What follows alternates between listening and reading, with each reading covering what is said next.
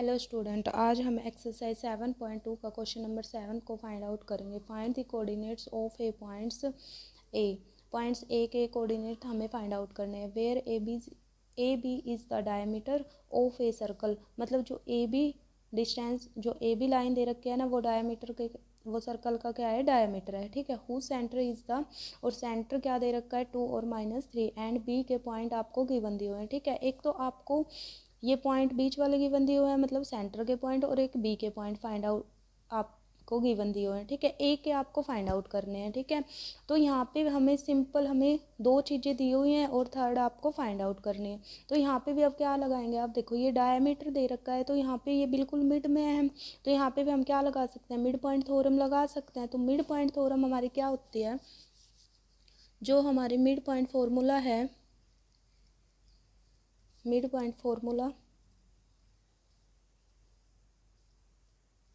वो क्या है हमारा, एक्स वाई इक्वल टू में x1 प्लस x2 डिवाइड में 2, y1 प्लस y2 डिवाइड में 2। ठीक है। अब देखो ए पॉइंट्स दिए हुए हैं, ए और बी पॉइंट्स दिए हुए हैं हमें 1 और 4। ठीक है। और पी के पॉइंट्स दिए हैं हमें 2 और -3। ये वैल्यू है आपकी x1, ये है y1, और ये x2, और ये आपकी y2, और ये हमारी x और y। ठीक है।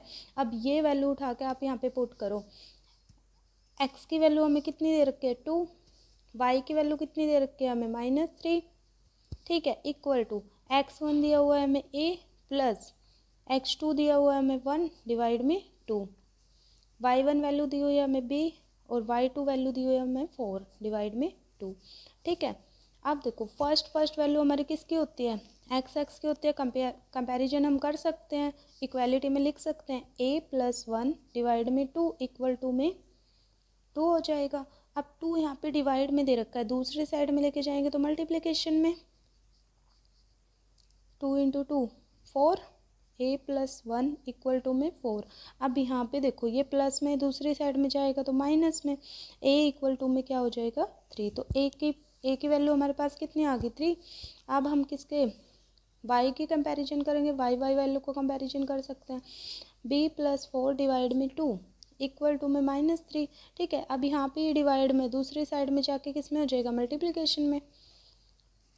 मल्टीप्लाई करोगे 2 की और 3 की तो -6, b प्लस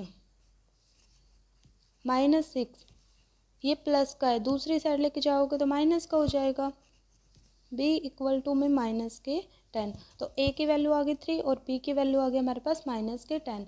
तो यहाँ से आपके a के कोऑर्डिनेट भी फाइंड आउट हो गए। a के कोऑर्डिनेट्स हमारे क्या आए हैं, 3, और a के कोऑर्डिनेट्स हमारे क्या निकल के आए हैं, a के कोऑर्डिनेट हमारे निकल के आए हैं 3 और -10। तो यहाँ से आपका 7th क्वेश्चन हुआ कंप्लीट।